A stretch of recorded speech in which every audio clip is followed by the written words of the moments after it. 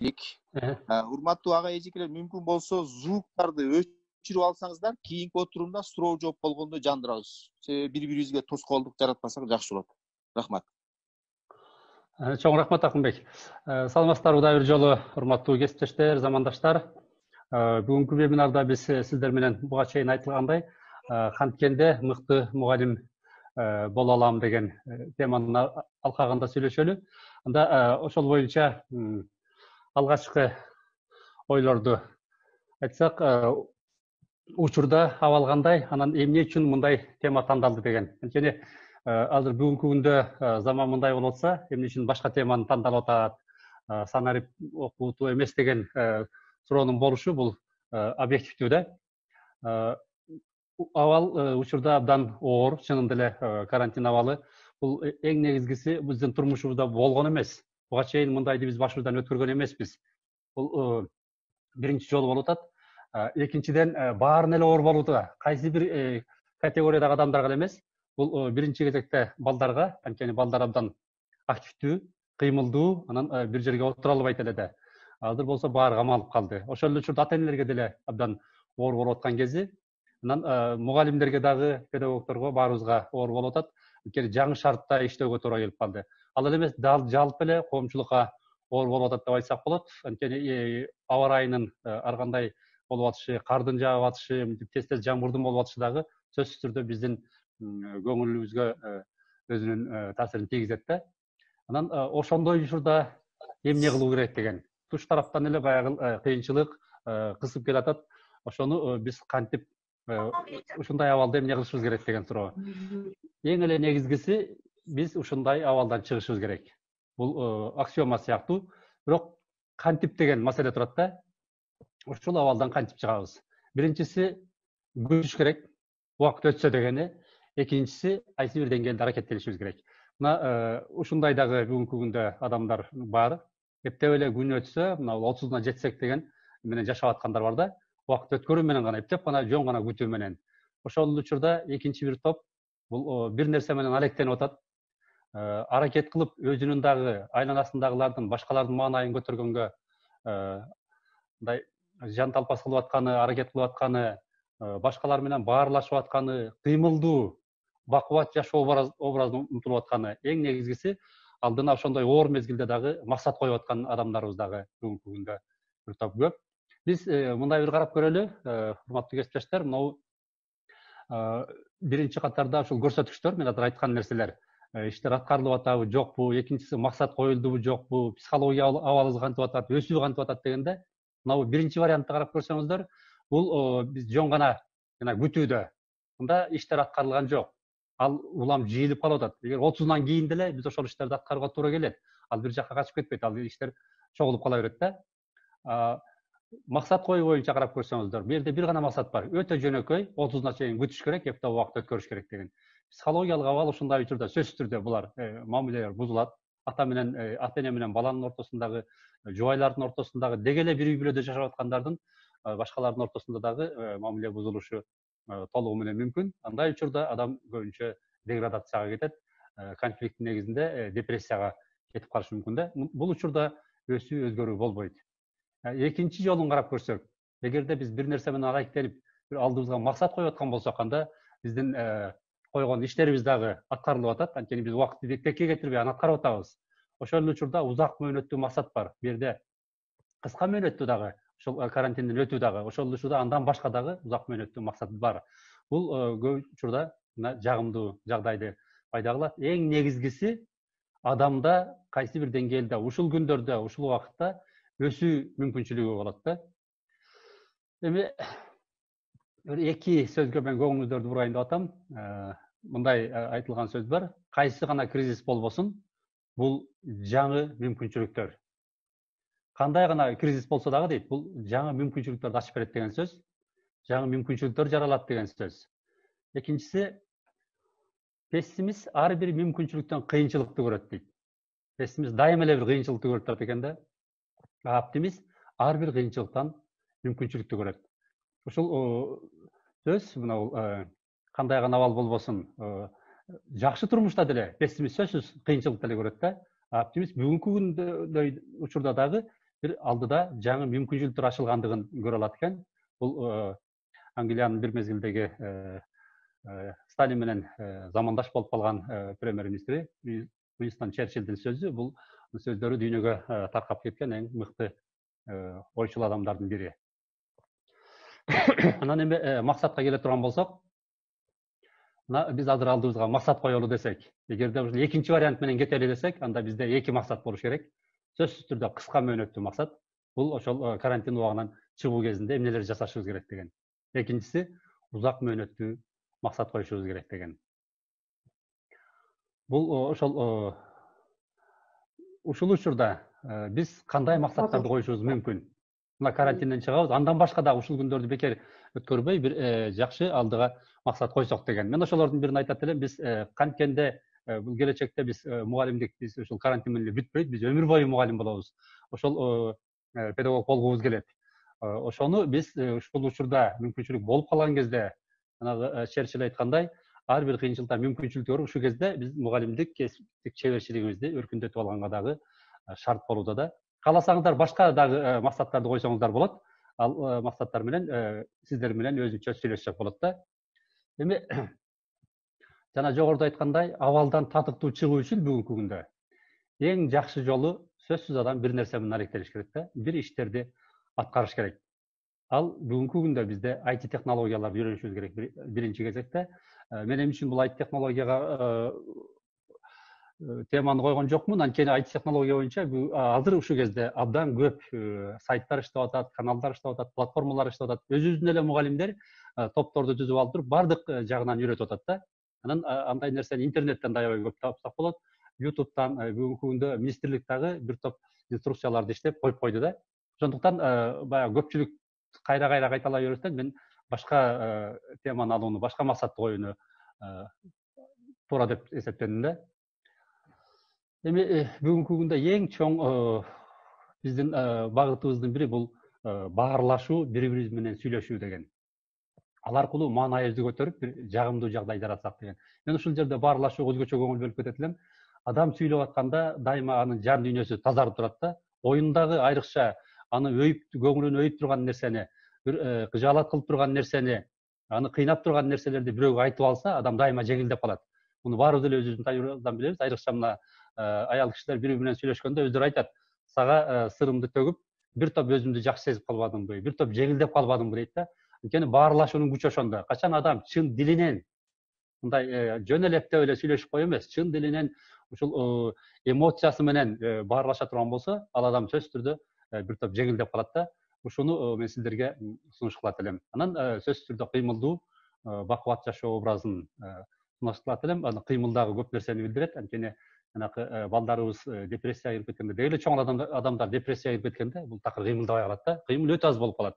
Ошондуктан өзүбүздү көзөмөлдөп, контролдош үчүн дагы канчалык кыймылдап атабыз дегенге биз мындай көңүл бөлсөк болот да. Эң негизгиси мен жана айткандай, кайсы гана учур болбосун, адамдын алдында бир максаты болсо, кыйын учурда дагы анда ал адамда өсүү болот деген. Мен баарыбызды ошол алдыбызга максат коюп, максатыбызды тактап өсүүгө барсак деген. Анан башка дагы эгерде сиздер сунуш кылсаңыздар, башка жолун карасак болот. Эми бүгүн биз мыкты мугалим педагог болгубуз келип турат. Канткенде мыкты мугалим педагог болобуз деген. Ушул жерде мен бир сөздү дароо айтып кетейин. Мына мугалимдер, педагогдор өмүр бою эмгектенебиз. Бирок кимдир бирөө жакшы ийгиликтерге жетишет, абдан чоң ийгиликтерге. Кимдир бирөө көп ийгиликтерге жете албай калат да. Ошон үчүн биз бүгүнкү сабактын аягында ошол канткенде биз мыкты мугалим боло алабыз дегенге мындай бир жыйынтыкка келебиз деген ойдомун. Мен ал үчүн сиздерге бир буга чейин айтып жүрдүм эле, бир окуяны, тарыхты эсиңиздерге салайын. 91 же 92 жылдары Бишкекте педагогикалык окуу болуп калды. Аябай чоң залда өтө киши көп. Анан чыгып сүйлөшүүлөр да көп. Ошого убакытты чектеди. 10 мүнөттөн ашык сүйлөгөнгө болбойт бир киши деген. Анан айылдан келген бир жөнөкөй мугалим сүйлөдү. Бул Мундузхан эжеке Мырзаке айылындагы, Өзгөн районундагы Мырзаке айылындагы Ленин 20 деген мектептин мугалими экен. Ошол киши 10 мүнөт сүйлөгөндөн кийин залдагылардын баары кол чабып, кайра да 10 мүнөт сурап беришти да. Анан 20 мүнөт бүткөндөн кийин дагы 10 мүнөт кол чабышты. Мен дагы мындан кызыгып калдым. Чын эле сүйлөгөндөр ушунчалык адамга жакын, эч кандай жасалмалуулук жок, табигый түрдө. Анан ошол киши менен мен иштешип, байланышып, биз ошол кишинин сабагына бардык. Нуржабал Ибраева, Токон Орусбаева, Адылбек Касымов болуп ошол төртөөбүз ошо Мырзаке айылына атайын барып сабагын көрөлү деген ойдо. Ал киши менен сүйлөшкөндө бизге ушунчалык жагымдуу таасир калтырды да. Анан сабагына барганда айтып калды кайсы сабакты көрсөтөйүн деп. Анан математиканы көрсөтүп берсеңиз десек, айтты азыр эми математика эмес болчу, тарбиялык саат болчу. Мейли коноктор келип калыштар, мен математика сабагын өтүп берейин деп. Ушул жерде бир кызык нерсе биз киргенде байкаган. Математика сабагында дежур сөз деген бар экен. Сабактын башында бир сөздү, көп сөздөрдү жазып коюштур, ошонун бирөөнү алып туруп досканын чекесине кыстарып койду дагы, бекитип койду дагы, анан мына бүгүнкү сөзүбүз адегенде деген. Анан ар бир бала ошол дежур сөз менен сөздү баштайт экен. Ошол математикада айтып атканда дагы адегенде кашаанын ичин чыгарып алабыз, андан кийин кашаанын сыртындагы амалдарды аткарабыз.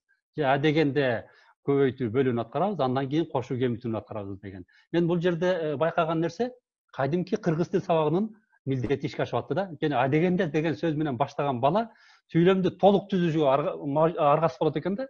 Бүтүндөй сүйлөмдү айтканга аргасыз болот экен. Болгондо дагы сүйлөмдү чалабыл айта албайт экен. Ошол адегенде деген сөз менен баштаганда кадимки бүтүн жакшынакай сүйлөмдү аткарат. Мен таң калып аттым. Бир жөнөкөй математика сабагында кыргыз тилин кошо алып кетип атты да. Анан сабактын жүрүшүндө эми буга өтөлү десе, 3-класстын балдары айтып атат. Эжеге кое туруңуз, мага кичине түшүнүксүзүрөөк болуп калды. Дагы бир эсеп бериңизчи ушундай деп. Анан аны эсептеп, эмичи десе, эми өтө бериңиз эжеке деп. Мугалимдин кыймыл аракетин баягы жаңы сабак өтүү, кайталоо деп аткан этаптарга өтүп атканда бүт бардыгын окуучулар өздөрү көзөмөлдөшөт экен да. Мага ушунчалык жаңылык болду. Анткени мугалимди ээрчип эмес, мугалим балдардын өздөштүргөнүн ээрчип кетип атат да. Бул ошондон кийин сабактан кийин ошол сабакка чейин сабак болуп аткан кезде ушундай сонун сабак болуп атат. Мен өмүрүмдө ушунчалык жыргап артта отуруп бир укмуштай бир сонун окуяга туш болдум деп өзүмчө эле жыргап отурдум да. Менин жанымдагылар ошондой болуп отурду. Ошондой сонун убакыт болуп атканда мектептин коңгуроосу да өтө катуу экен, чырылдаган. Катуу чыр дей түштү звоногу. Анан баарыбыз чочуп кеттик. Ушундай жакшы мугалим ушул сабакты бүтпөй калдыбы? Звонокко чейин ал абдан кызып өтүп аткан кезинде чырлап кетти да. Баарыбызга ушул жыргап аткан кезде бир муздак сууну чачып ийгендей эле болду да. Баарыбыз селт эте түштүк, чочуп кеттик. Анан ал киши деле көңүнөн көрүнүп турат. Түшүнө албай калды. Биринчи ал киши да чочуп кетти, эмне кылганын. А балдар болсо жазып атышкан. Анан бир баласы жазып атат, бирок башында көтөрбөйт. Айтат: "Эжеке, коркпой эле коюңуз. Сиз коноктор келди деп тарбиялык сааттын ордуна математика өтпөдүңүзбү? А тарбиялык саат 35 эле мүнөт да, биздин дагы 10 мүнөтүбүз бар" деди да. Ошондо бизди ушундай бир жыргатты ошол бала. Баарыбыз ордубузга келдик да. Эжекеси да күлүп анан кийин "Ооба, биздин 10 мүнөтүбүз бар" деп андан ары улантты. Анан баягы убагында бүттү. Бул ал киши менен өзбекче сабактарына киргенден кийин сурадым да. Мен ошол кезде фонд Сорос аркылуу Санкт-Петербургга каттап көп китептерди алып келгем. Ошол кездеги жанагы новатор мугалимдердин китептерин алып келип алып окуп, анан өзүмө жаңы сабак кандай болуш керек дегенди өзүмө жазып алган болчумун да. Мен жазып алган нерселердин баарын бул киши сабагында көрсөтүп койду. Анан ушунчалык таң калдым.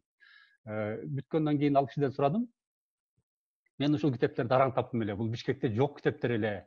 Сиз бул китептерди кайдан окуп алдыңыз десем, аларың ким? Шаталов, Лысенкова, Илин, Волков дегендер десем, жок, мен алардын кээ биринин, Аманашвили десем, мен алардын кээ биринин фамилиясын укканмын дейт. Телевизордон уккам, бирок мен алардын макаласын да окуган эмесмин деди. Китебин көргөн эмесмин деди.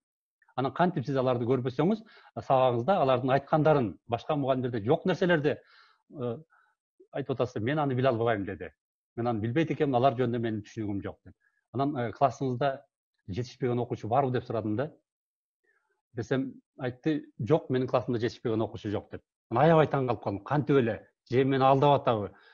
Бүтүндөй Кыргызстан боюнча деги эле дүйнөдө жетишпеген окуучулар болуп атса, айылдагы бир мектепте кандайча жетишпеген окуучу болбойт? Мен чын эле таң калып калдым да, кандай болушу мүмкүн? Жообун таба алган жокмун. Анан айтат, мен аябай начар окуучумун дейт да. Биринчи класска киргенде начар окудум дейт. Бул киши Мундускан Жегитова деген Салижан Жегитовдун бир тууган карындашы экен. Өзүм да кичинекей кыз болчумун дейт.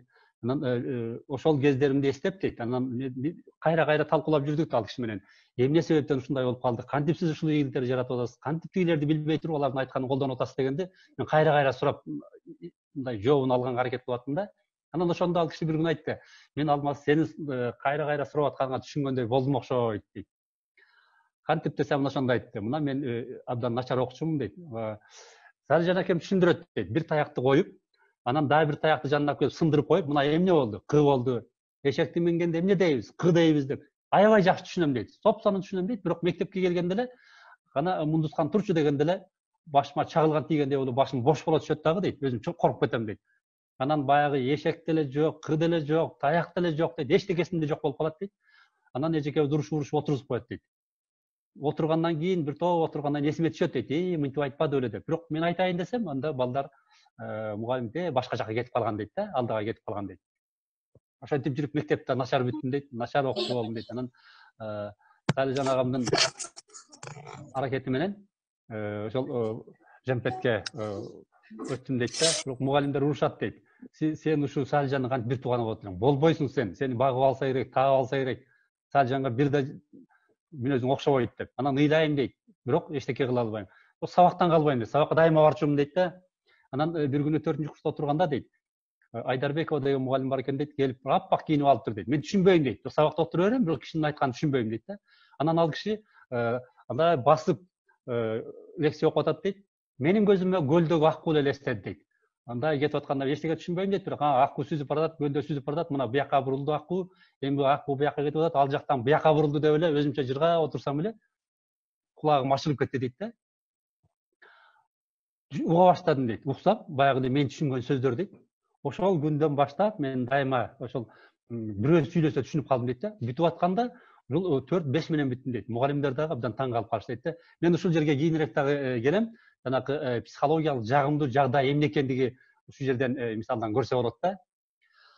Анан мен ошондон келгенден кийин 95-жылы Эл Агартууга мен начар окугам, бул менин артыкчылыгым деген макала чыкты. Эмне үчүн деген дагы айтты. Менин эмне үчүн бала менен тил табышам, эмне үчүн менин классымда жетишпеген бала жок дейт. Анткени мен начар окуучунун ордуна өзүмдү кое алам дейт. Анткени билгем дейт. Кандай жаман окуучуга, начар окуучуга кандай кыйынчылык болорун мен өзүм да билем дейт да. Анан бирөө билбей калса, мен дайыма анын ордуна өзүмдү коюп, анын проблемасы эмес, бул менин проблемам, менин көйгөйүм болуп дейт. Кантип ушул абалдан чыгам деп изденчүмүн дейт. Мен эч качан балдарды урушкан жокмун дейт. Анткени мен ал атайлап ошентип аткан жери жок. Мен ага кантип жардам берем деп жүрүп, ошол балдарым мага абдан мындай ишенич менен коркпой, өзүн эркин сезип, ошон үчүн менин классымда мындай корко турган эч бир жагдай жок дейт да. Ошол эле бир окуяны айтат. Аскат деген жигит шаардан келип калды дейт. Анан ал абдан жакшы окуйт экен дейт. Биринчи класста келип китепти абдан окуп коет дейт, бирок эчтекени айтып бере албайт дейт. Анан Аскат, сен эмне үчүн мындай түшүнбөй атасың десем, жок, мен окуп атам, бирок түшүнбөйм деп эле мойнуна алат дейт. Анан бир күнү экөөбүз чогуу кетебиз деп алып калып, айттым, сен китепти окуп тур, мен журналды толтуруп алайын деп. Окутуп койсом баягындай эле дейт. Шытыратып эле аягына чейин окуйт дейт, бир да сөз эсинде калбайт дейт. Анан айттым дейт, жок, сен жакшылап окучу, көңүл бөлүпсүң, кайрылышол дейт. Анда ойлончу, сен окуп атканда башыңдын төбөсү мындай маңдайың кыбырайбы десем, жок эжеке, эмне кыбырайт деп. Анда элдин баары окуп атканда башы кыбырайт. Ошол кыбыраган аркылуу ал башына жазылып калат да, кийин кайра айтып берет. Сен көңүл бөлбөй окуй турбайсыңбы? Анда кел мындай кылалы. Сен бир сөздү мен басып алдым дейт, бир эле сөздү калтырып. Мына окудуңбу? Эми эки жакты карап ойлон. Өтө жакты карап ойлонгун. Кана ойлондуңбу? Кана экинчи сөздү оку, дагы ойлон. Үчүнчү сөздү оку, ойлон. Деп анан өзүнө дейт ошентип колу менен бастырып коюп, карап турсам дейт аңдып. Окуп атат дейт. Анан эжеке, менин башым кыбырагансып калды дейт да. Анан эми сен көңүл бөлүп окуп атасың десем, бир аздан кийин эжеке, менин башым аябай кыбырап атат, мынакей мен түшүндүм деп калды дейт. Мен айтып берейинби деп. Анан жок, айтып бербегин, үйгө барып өзүңчө бир комнатага кирип алып бөлмөгө. Анан баарын өзүңө бир нече жыл айтып бер, мага эртең айтып бересиң деп. Анан эртеси келип айтып берди дейт. Эми көптөр айта алган жок, бирок мен жардам берип айттык. Бирок 2-3 күндөн кийин ошол бала ушунчалык эч нерсе калтырбай үтүр точкасына чейин айта баштады дейт да. Анан ошондон мен бир мындай жыйынтык, дайыма мугалимге деген 100-200 талап койсо болот. Бирок ошонун ичинен мен бүгүнкү күндө мугалим үчүн бул 3 негизги талапты коюп айтат элем. мыкты мугалим бул ошол өзүнүн баласынын, окуучусунун ордуна өзүн кое билген мугалим. Анын дараметин ача алган мугалим деп. Эгерде баланын ордуна мугалим өзүн койгон кезде, ал бала менен мугалимдин ортосунда эч качан конфликт болбойт. Ал баланы түшүнгөнгө аракет кылат. Ага ошого жараша мамиле кылган. Керек болсо тентектик кылып аткан баланы да ордуна коюп көрсө, ал эмне үчүн ошондой тентектик кылып аткандыгын мугалим үчүн мындай белгилүү болот да. Мугалим буга кыжырданбайт дагы, ачууланбайт, урушпайт дагы. Жөнөкөй эле кызматташы менен ала балдан алып кетсе болот да. Экинчиси, жана мен айтып кеттим, психологиялык жагымдуу жагдай. Мен ушул жерден bir misal keltirgim келет. Мына баарыбыз эле балдарыбызды окутуп атканда, 1-2 класста, айрыкча башталгыч класста, балабыз бизге үй тапшырмасын жасап атып, жооп бере албай атса, ар жагында кичинекей жооп бере берет. Андан 1 жаш кичүүсү бул эмнени айтат? Эмне кичүүсү акылдуу, улуусу акылсызбы? Жок. Болгон эле баягы биздин алдыбызда отурган бала кааласа, каалабаса дагы баягы туткунга түшкөн адамдай да, айласы жок, кыйналып отурат. Психологиялык жактан ага басым болуп атат. Ал ошону каалаган жери жок, ал ойногусу келип атат ошол кезде. Эчке чыгып келгиси келип атат. Биз бирок кармап отурабыз, анын башы иштебей атат. Ошол учурда ар жагында диванда секирип атат.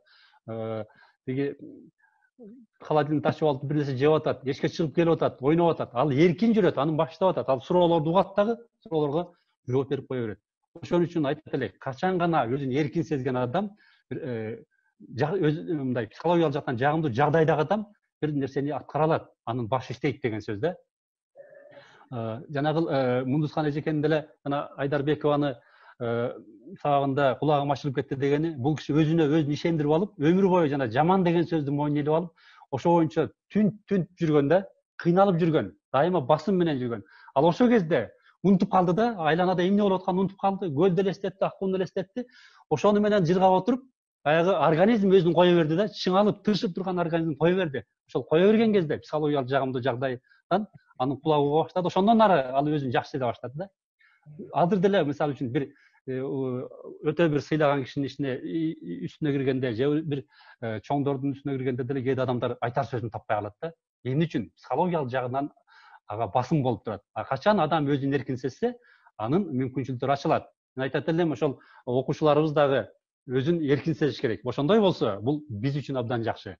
Анан үчүнчүсү бул маалыматтык технологияларды бүгүнкү күндө өздөштүрбөсөк болбойт. Мезгил ошондой, андан артта калганыбыз. Бүгүнкү күнгө чейинкиси да кечиримдүү болсо, мындан ары кечиримсиз болуп калат да, өзүбүздү артка тарткан болуп калабыз.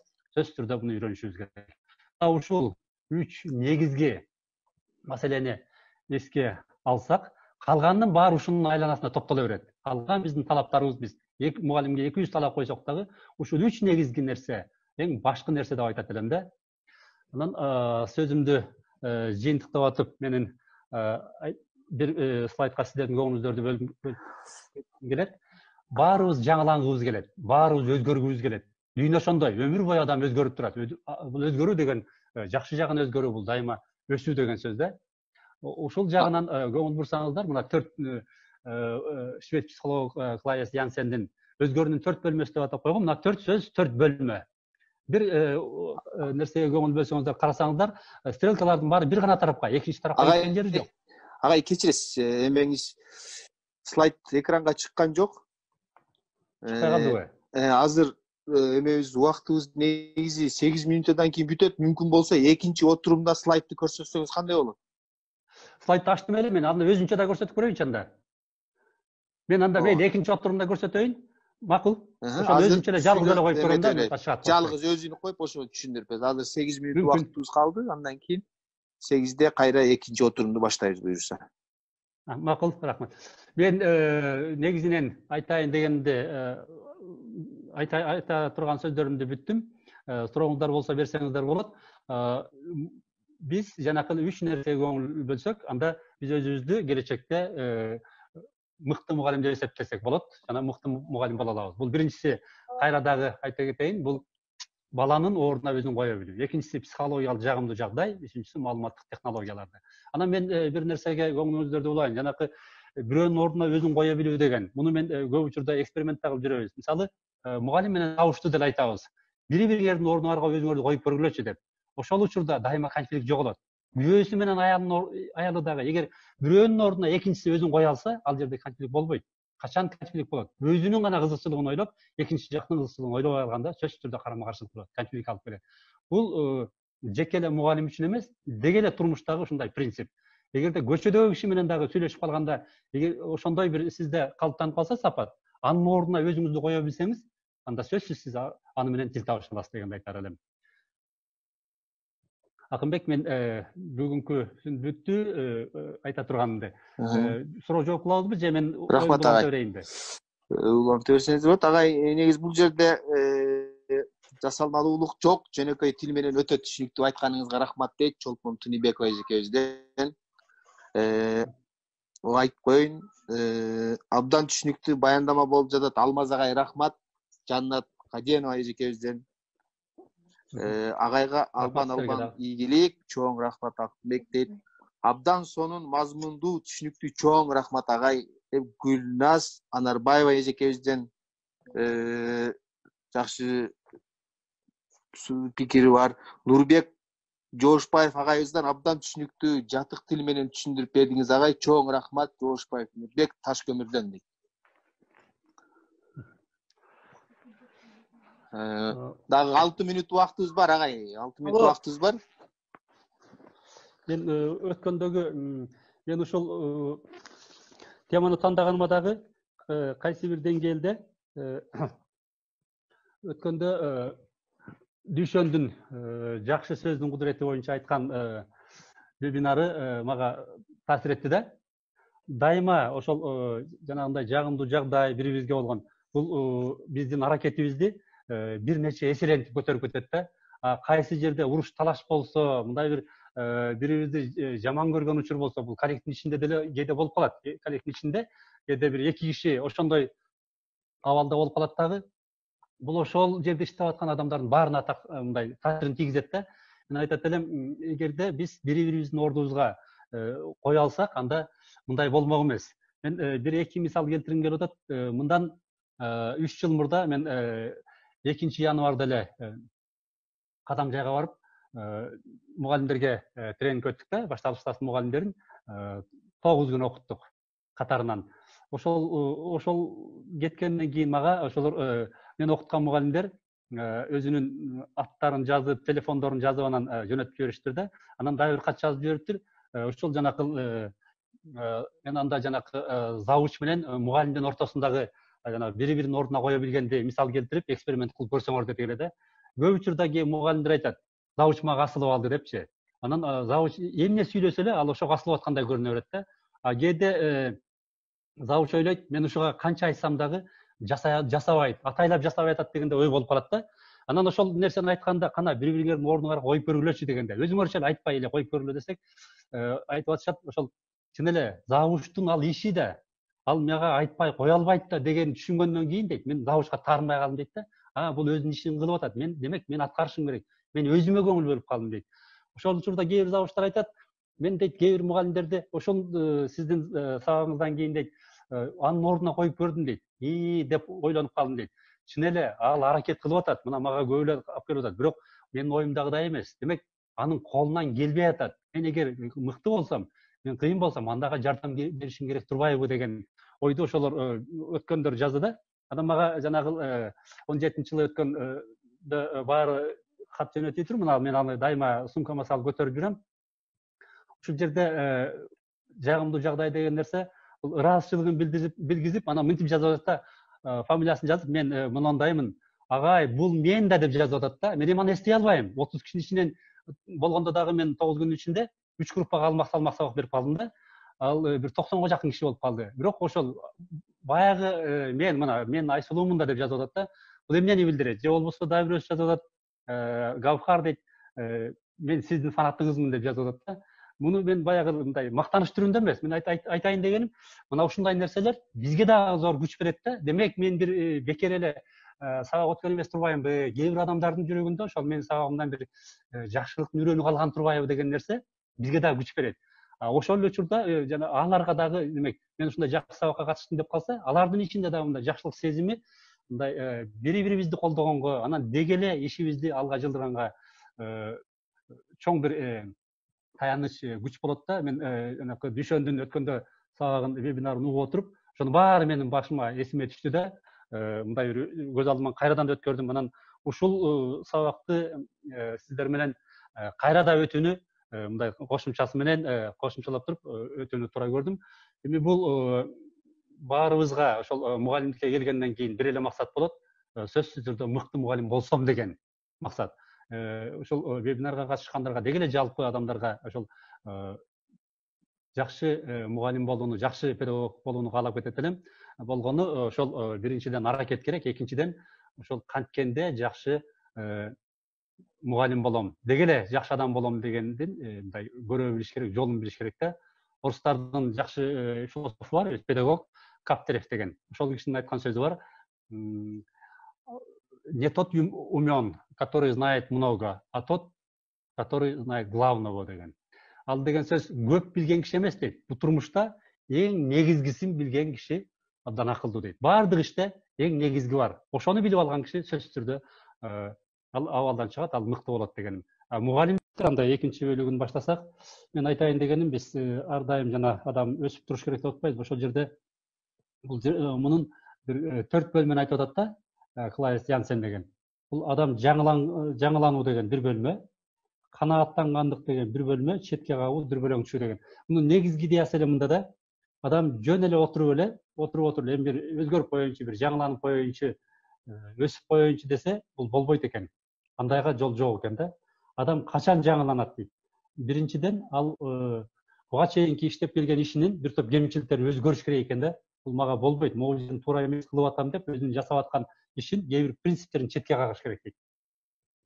Кылып атканым туура эмес деген сын көз менен караш керек дейт да. Анан ошондон кийин адамдын жан дүйнөсү дүрбөлөң түшөт экен.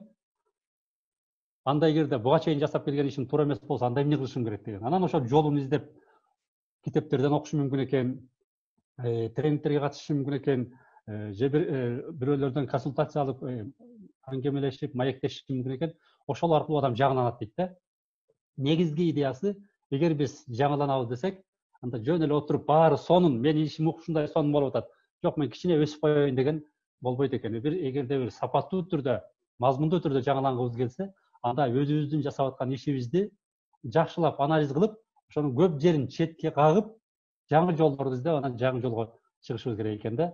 Мен бүгүнкү биздин вебинарда айтып кетет элем, биздин ушул вебинарыбыз биздин ар бирибизди мындай жаңыланганга, өзгөрткөнгө түрткөн бир идея болуп калса деген ой.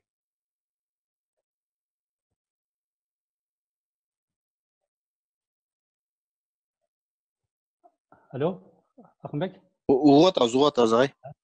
Акынбек, мен ошол слайд менен бүтүргүм келип атат. Анан азыр формасын кандай кылсак, суроо жооп кылабызбы, кандай кылсак? Болот агай, суроо жооп кылсак болот. Агай эжекелерде суроолор болгон болсо кайрылса, сиз мен жыйынтыктап койсоңуз болот. Анан эгер мүмкүн болсо слайдты тиги почтага салып койсоңуз, эми биз тиги катышуучулар электронный дареги жиберсе, биз ошолорго жиберип койсок болот агай. Ооба, слайдтардын баарын мен жөнөтөм. Бүтүн боюнча эле жанакы бөлбөй эле. Каалагандар болсо мен электрондук поштамды эле жөнөтөйүн, ошол аркылуу дагы байланышка чыкса болот да. Бүгүнкү биздин жыйынтыктап атып айтарым, бүгүнкү биздин оюбуз мындай эки максатты көздөдү да. Биринчиси, бүгүнкүдөй оор абалда, кыйын абалдан кантип чыгып кетишибиз керек. Жөн эле баягы күтүп отура бербей, бир аракет менен, жаңы ийгиликтер менен бир жаңы иштерди жасап, анан чыгып кеткенибиз биз үчүн абдан мындай пайдалуу болот турганын көрсөткүм келди. Экинчиси, негизи эле келечекте бул жанакы мыкты мугалим болуу деген, мугалимдикти тандап алган, педагог болууну тандап алган адамдар үчүн бул өмүр бою жүрө турган иш. Ошол ал пенсияга чыгып кеткен кезде деле ошол көндүмдөр ал кишиге абдан көп жардам берет да. Балдар менен иштегенге, неберелери менен, керек болсо чеберелери менен тил табышканга бир жардам бере турган багыт. Ошондуктан бүгүн ушундай теманы тандап алдык да. Бул өтө чоң тема. Биздин көрөрмандар дагы өздөрүнүн ойлорун, пикирлерин кошсо болот. Аны дагы бир жакшы улантып кетсе болот. Анткени биздин убактыбыз кичинекей тарыраак болуп, мен көп нерселерге мындай кененирээк кайрыла алган жокмун да. Кээ бирден кыскараак өтүүгө туура келди. Агай, бир суроо бар экен. кечиресиз. Карамат Өмүрзакова эжекебизден онлайн сабак өтүүдө натыйжанын толук кандуу жакшы болоруна көзүмүз жетеби деген суроо бар экен. Биринчи суроо. Рахмат, жакшы суроо. Баягы суроо берип аткан адамдын мындай ою ушул ар бир жасалган иштин натыйжасы болсо деген максатта берип аткан мени кубандырып турат да. Кандай гана иш кылбайлы, ошондон бир пайда болсо, бир натыйжасы болсо деген багытты көздөп аткан үчүн бул суроо мен үчүн мындай мазмундуу суроо болду да. Анан деги эле биз дайым эле бир эле онлайн сабак эмес, турмушта эле жасап аткан ишибиздин канчалык деңгээлде натыйжасы болот, канчалык деңгээлде мазмундуу болот деген бул өтө чоң проблемалардын бири да. Биз жөнөкөй мектепке келип, класска келип деле сабак өткөндө деле этегинде сөзсүз түрдө ойлонушубуз керек. Менин сабагым канчалык деңгээлде ошол катышып отурган балдарга пайдалуу болду, балдар эмнени ала алды деген. Анткени убакыт өтүп кете берет, натыйжасы ар кандай болуп кала берет да. Кайсыл учурда сабакты натыйжалуу дейбиз. Анын бир эле критерийи канчалык деңгээлде балдарда бир ой калса, балдарда бир билим калса, балдарды бир жаңы ойлорго түртсө, ошол натыйжалуу деп айтат элек да.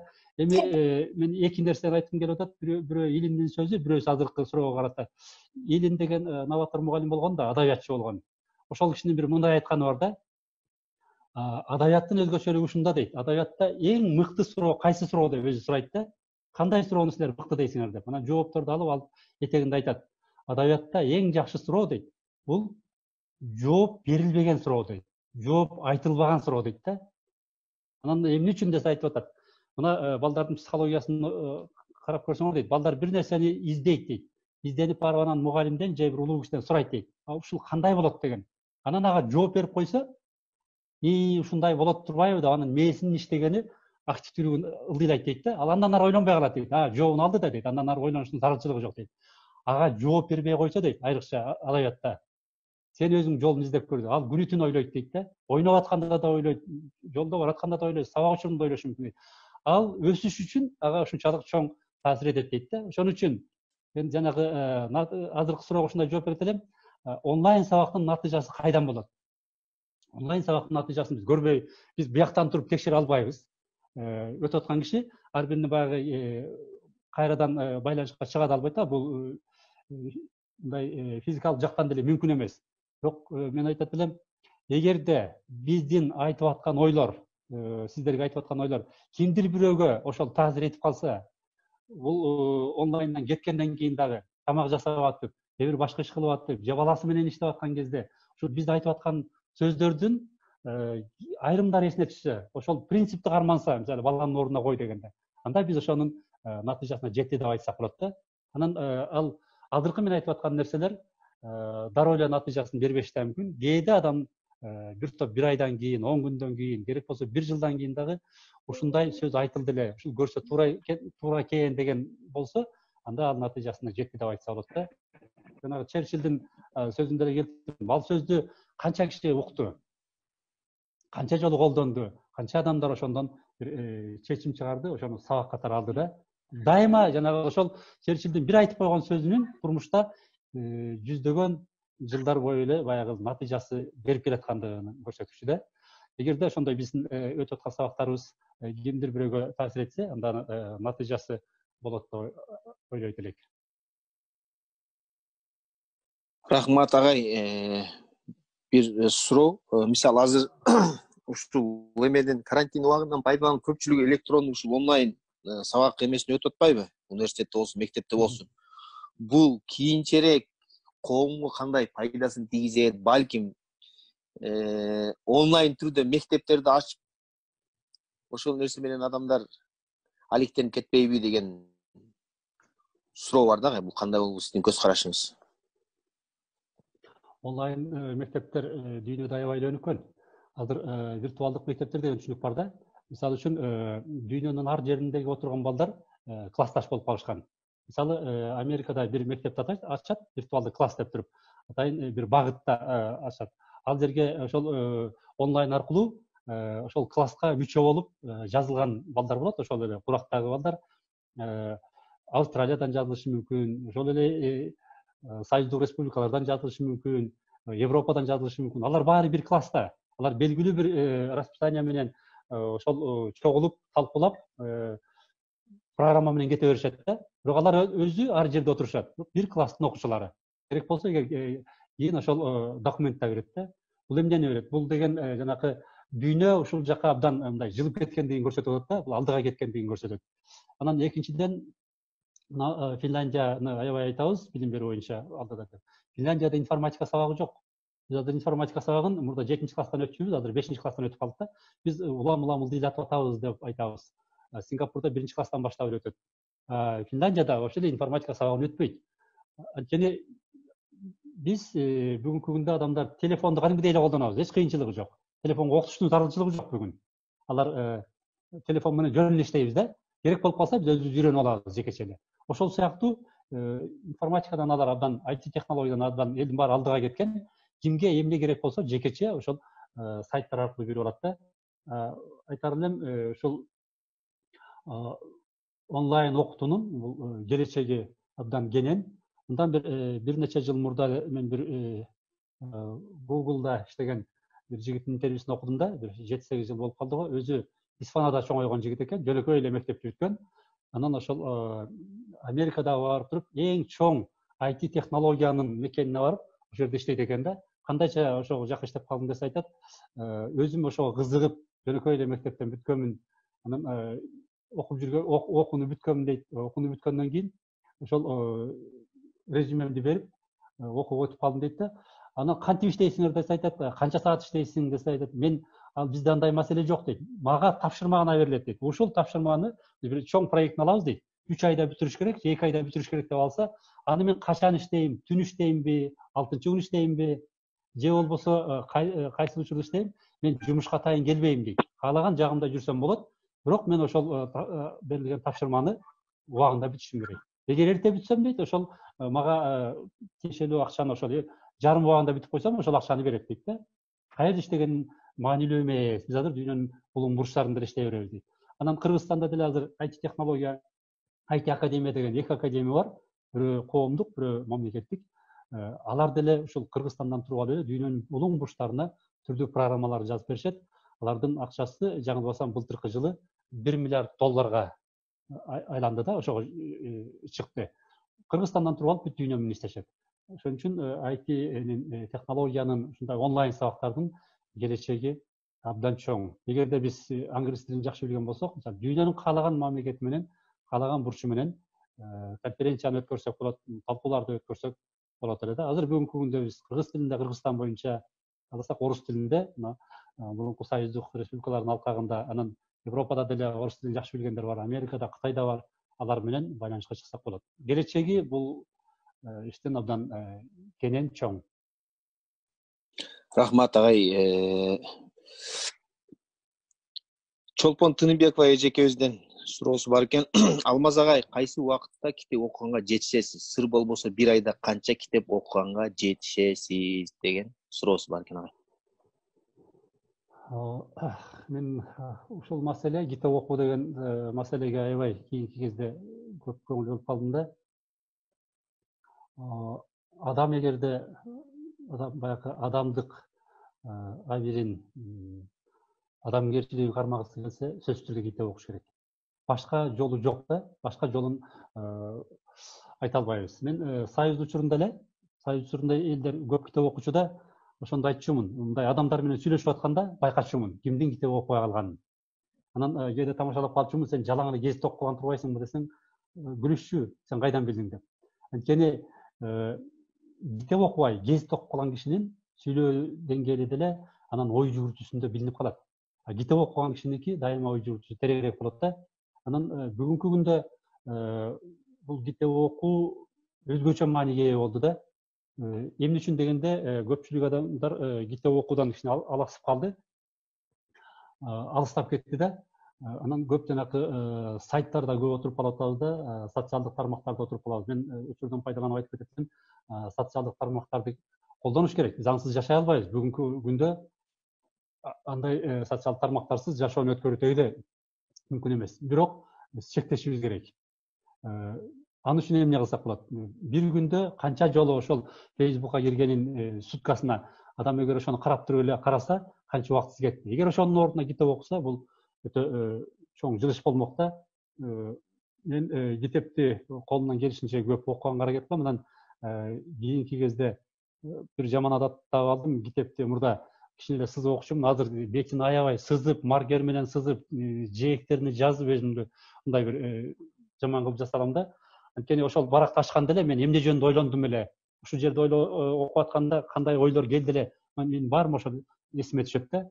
Акыркы кезде мен бир Кылычсыз самурай деген китепти окуп, ушунчалык мындай рахат алдым деп айтсам болот да. Өтө жөнөкөй эле китеп экен деп окугам, бирок ушул 2,5 сутка жылбай баардык ишимди таштап коюп ошол китепти окудум да. Ушунчалык сонун китеп. Баластан журналында ошол беришкен эле да. Мында согуш бүт баягы самурайлардын убагында, Кылычтын заманында акылы менен кичинекей 1,5 метр бою бар киши бүтүндөй Японияны согуштан арылтып бириктирип атат да. Өтө жакшы китеп, ошо окуп көрсөңөр болот. Анан кийинки кезде мына Кен Робинсон деген абдан мыкты киши бар. Ойлору мен анын ойлорун абдан таң калам да, баары көп нерселер менин оюма буга чейин келген эмес экен деп ал киши айтканда. Анын Креативдүү мектептер деген чоң китеби бар. Муну дагы ошол аябай сызып отуруп окудум да. Анан психологдордун жанагы балдарды тарбиялоо боюнча китеби, Дүйшөндүн мугалимдер жөнүндө китеби акыркы кезде мен окуган китептер бар. Андан сырткары Англиянын жазуучусунун 2 китебин окудум. Я тебя люблю деген китепти азыр окуп аткан кезим. Мен айтайын дегеним, китепке убакыт тапса болот да.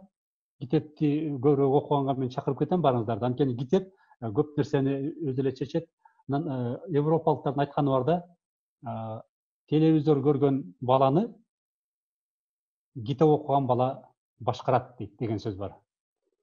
Бул китеп окуган кишинин деңгээли абдан эле жогору болот дегенди айтат элем. Анан экинчи маселе, мына эгерде WhatsApp'ты кичине чектесек, социалдык тармактарды чектесек, китеп окуу үчүн мүмкүнчүлүк аябай болот. Мен бир кезде ошол социалдык тармактарга баягы жайында ийгилик окуясы болуп, Кыргызстанда абал курчуп кеткенде ошондо көбүрөөк кирип кеттим.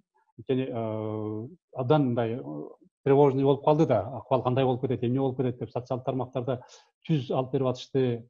Ошо анан карасам өтө көп убактым ошого кетип калып атыптыр. Анан өзүм карап эсептеп бир күндө канча саат убактым кетип калып атат. Ошондон кийин мен азыр бүгүнкү күндө Facebook'a азыр учурда мындай атайлап кирбейм, бирок Facebook'тан кабар келип калса, бирөөлөрдөн келсе окуйм. Мен өзүм атайлап кирбейм. Бул мага көп китептерди окуп алганга аябай чоң мүмкүнчүлүк берди да.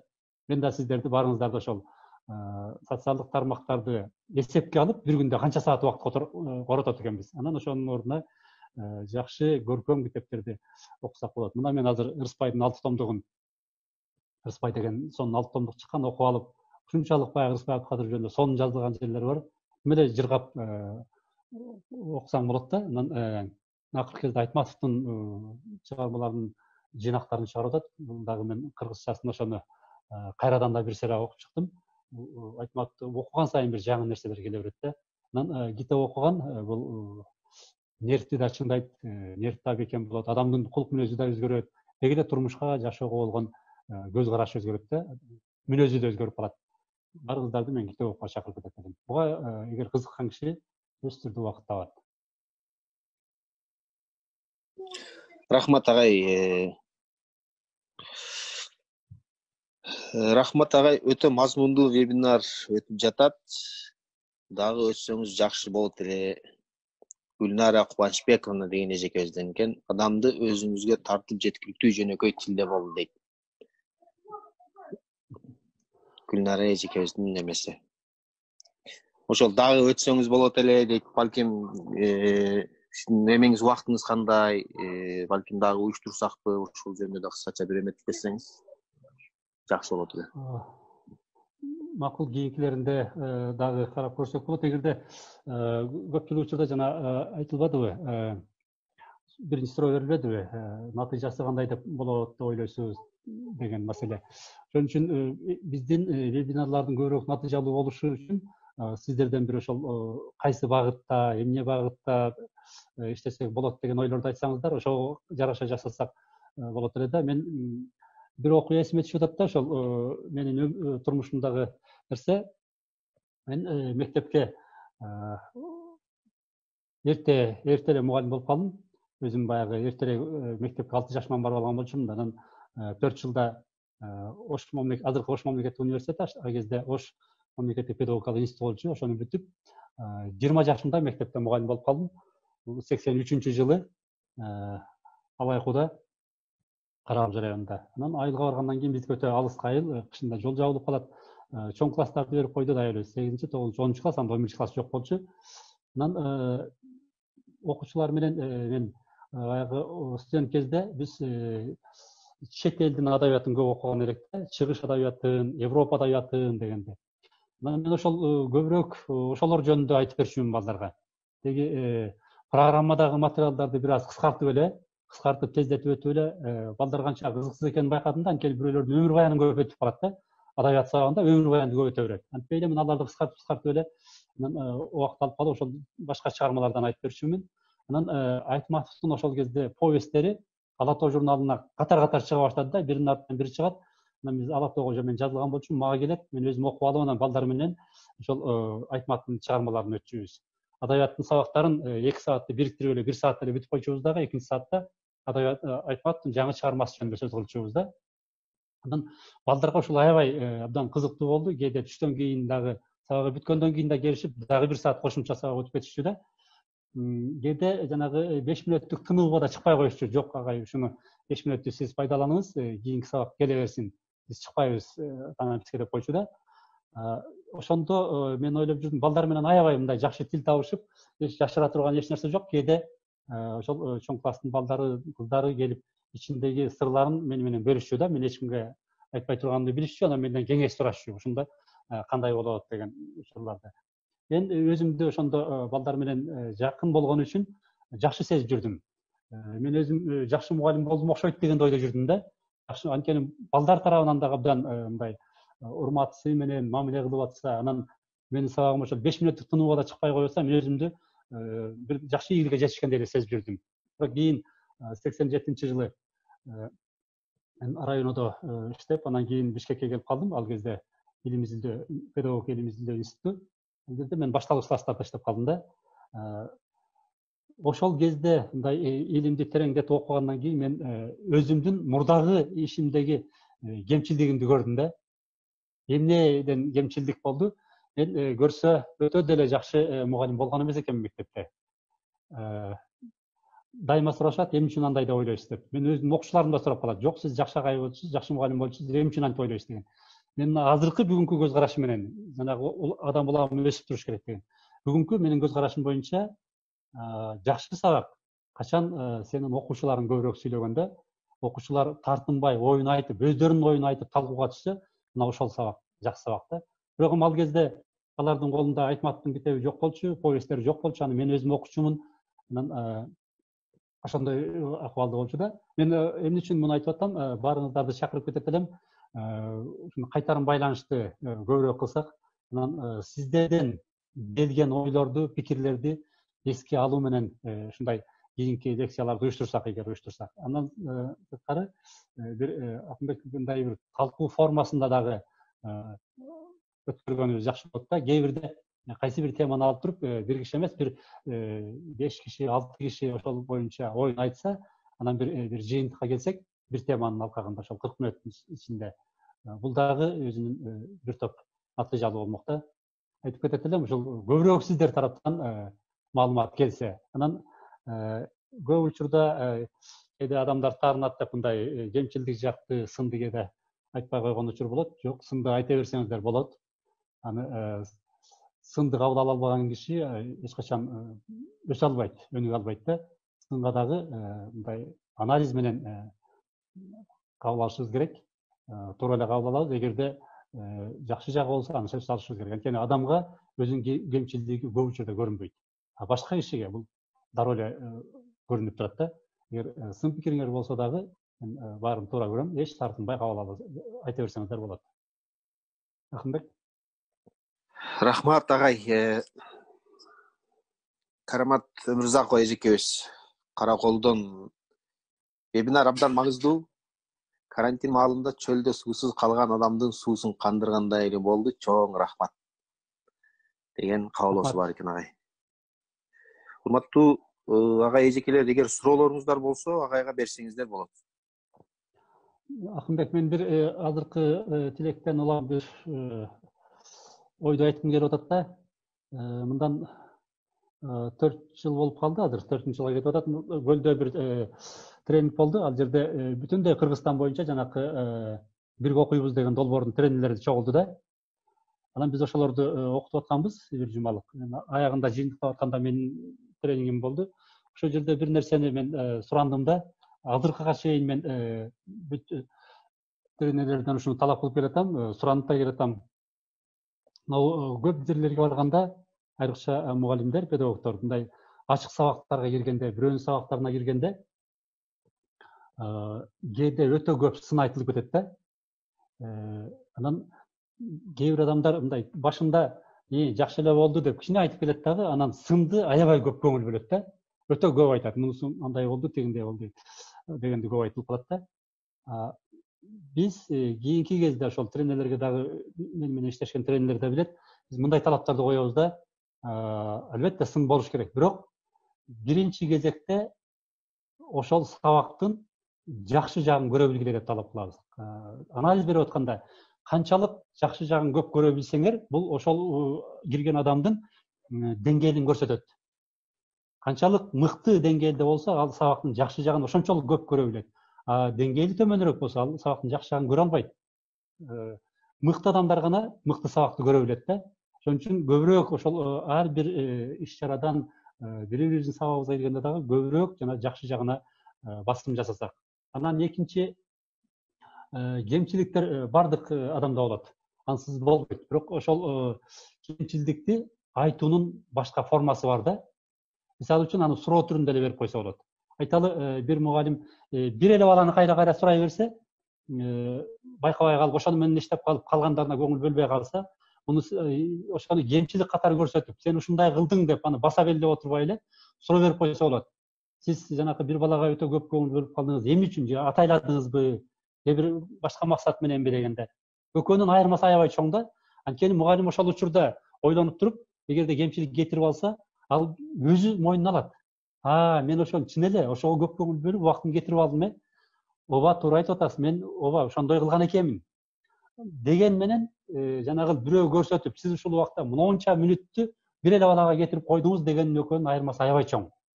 Качан адам өзүнүн кемчилигин өзү мойнуна алганда, ага орусча айтканда больно болбойт да. Ал оюна көп нерсе келбейт. Деп эле калат. Ушундай болуп калды деп туруп. Качан бирөө сенин кемчилигиңи баягы жорго сайгандай болуп туруп алса, моундай болду деп көрсөтүп туруп алганда, ал адам кабыл алган ченде деле баары бир кандайдыр бир нерсе калып калат да. Кийин ал дагы ошондой баягы орусча ответный реакция кылып коет. Тигинин сабагына киргенде анын дагы бир кемчилигин таап туруп айтып коет. Сен могул жерде моундай кылып койдуң деп. Анан биринин кемчилигин бири чокуп отуруп, бул жакшы нерсеге алып келбейт да.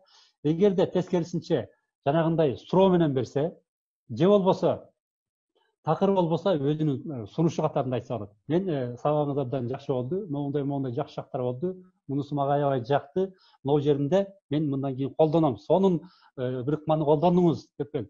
Эгерде мен ушул сабакты өткөн болсом, анан могул жерин мындай кылып өтмөкмүн деген сунуш менен. Бул адамга терс пикир эмес да, терс энергияны жаратпайт.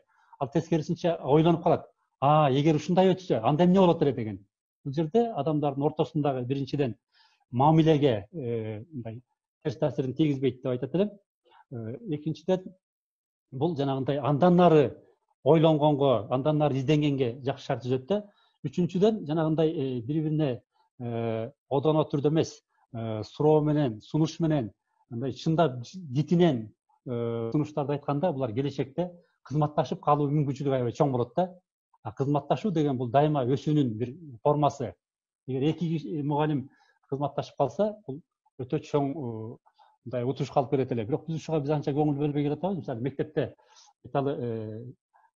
физик мугалимдер. Ар бир физик, мисалы 3 физик болсо деле, ар ким өзүнүн эле сабагын өзү пландаштырып отура берет да. өзүнүн календардык планында өзү ушинтип кыйналып аткан жерлер бар. А мисалы 2 мугалим биригип алып, 3 мугалим биригип алып, эмне үчүн түзсө болбойт?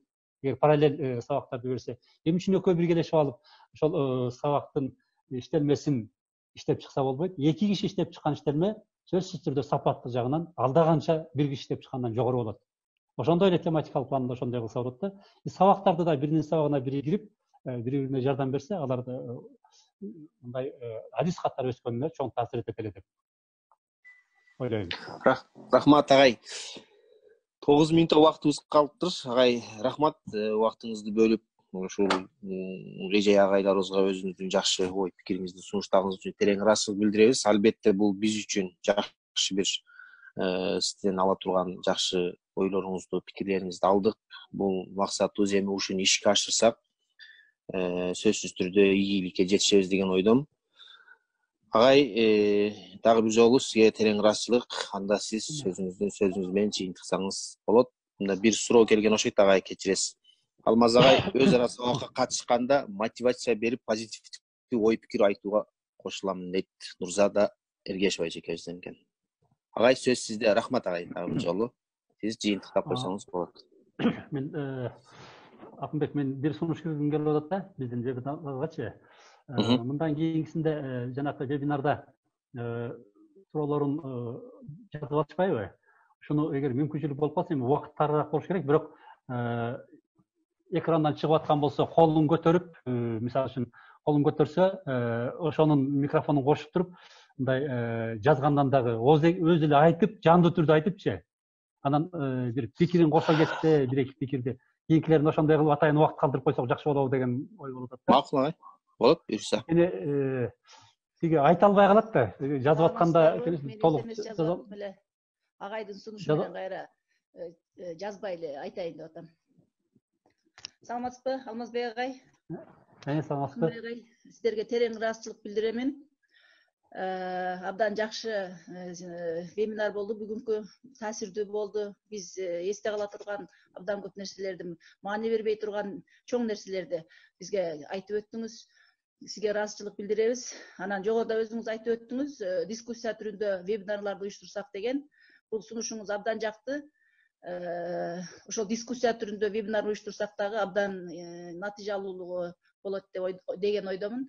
Анан кийин алай куда иштедим деп калдыңыз. Канча жыл, кайсы жылдарга чейин иштедиңиз эле, ошону айтып койсоңуз. Алмаз агай. 83-80. Көңүл бурганыңыздар үчүн.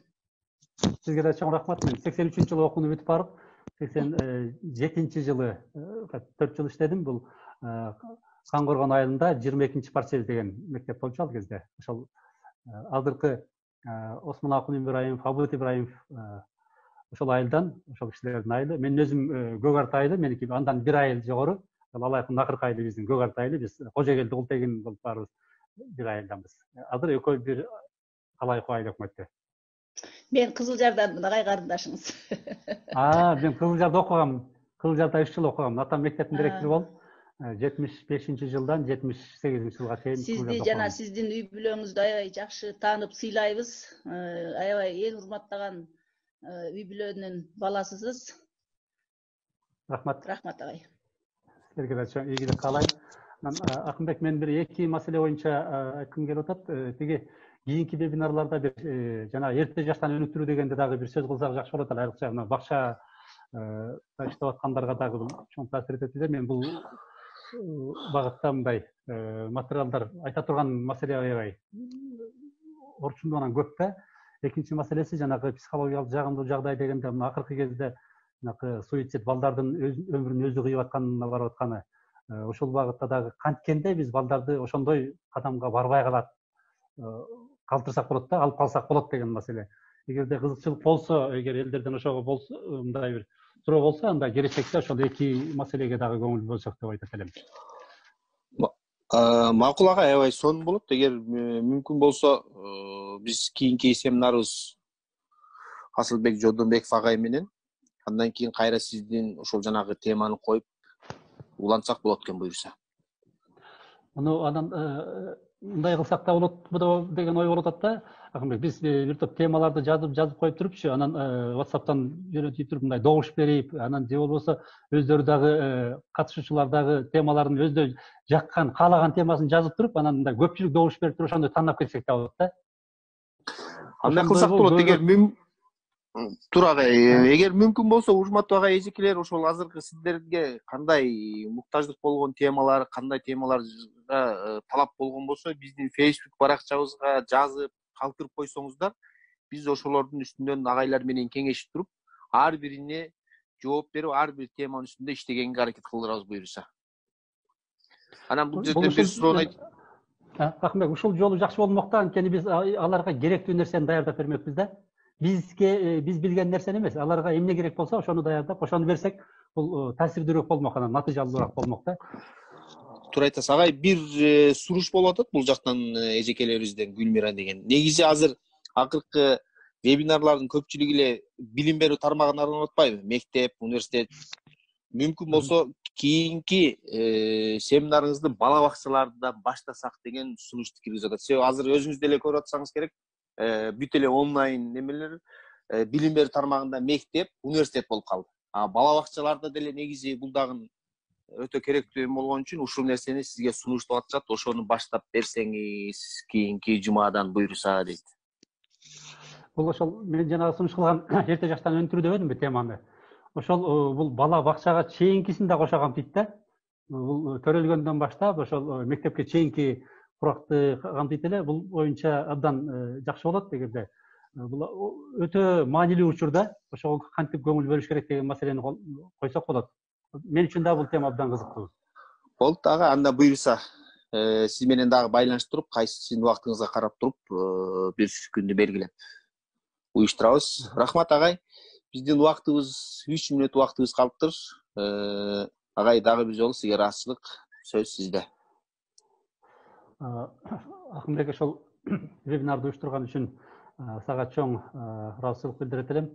Бир адамда бир жаңы өзгөрүү болуп калса дагы бул чоң жетишкендик да. Адамдагы өзгөрүү бир анткени адамдар жалгыз жашабайт. Эч качан жалгыз эле өзү бир жерде жүрө бербейт да. Адамдар башкалар менен аралашып жашайт. Бир адамдагы өзгөрүү сөзсүз түрдө башка адамдардагы өзгөрүүнү алып келет. Мамилени да өзгөртөт да. Кээде үй бүлөдө бир эле киши өзгөрсө, бүтүндөй үй бүлөнүн мүчөлөрү өзгөрүп кетиши мүмкүн да. Ошондой аракет кылып атасыңар. Эми экинчиден бүгүнкү биздин вебинарга көргөндөргө, катышкандарга баарына мен ыраазычылык билдирет элем. Анан чын дилимден каалайт элем ошол вебинарды көрүп аткандарда бир жакшы ой пайда болуп, жакшы тилектер пайда болуп, ошону ишке ашырса, ошол багытта иштешсе, өздөрүнө көп көңүл бөлсө деген. Мен япондордун макалы да бар экен, анан Далай Ламанын айтканы да бар экен. Айтат да, биз адамдар дейт, бүт баарыбыз бүтүндөй дүйнөнү өзгөрткүбүз келет дейт. Бирок өзүбүздү өзгөрткүбүз келбейт деген. Эгер биз жакшы болгубуз келсе, деги эле ишибиз жакшырсын десек, ден соолугубуз жакшырсын десек, анда биринчи кезекте өзүбүздү өзгөртөбүз. Анда бүтүндөй айланабыз өзгөрөт, биз мамиле кылган адамдар да өзгөрөт, деги эле дүйнө өзгөрүп барат да. Бул өзгөрүү биздин ар бир вебинарыбыз баарыбыз үчүн бир өзгөрүүгө алып келсе дейт элем. Анан сиздер дагы алган маалыматтарды өзүңүздөр деле кармап калбай, дагы колдон келсе, андан ары жайылсаңыздар абдан жакшы болот эле деген тилекте бүгүнкү вебинарды мен сөзүмдү аяктагым келет. Баарыңыздарга дагы бир жолу рахмат. Рахмат агай, сизге дагы чоң рахмат. Урматтуу агай эжекелер, буюрса сиздер менен кайра жолугушканча саламатта калыңыздар. Баарыңыздардын үй бүлөңүздөрдө бакыт, ийгилик, оорубаңыздар. Кудай буюрса, жакшылыктар, ийгиликтер ардыда. Рахмат агай. Саламатта калыңыздар.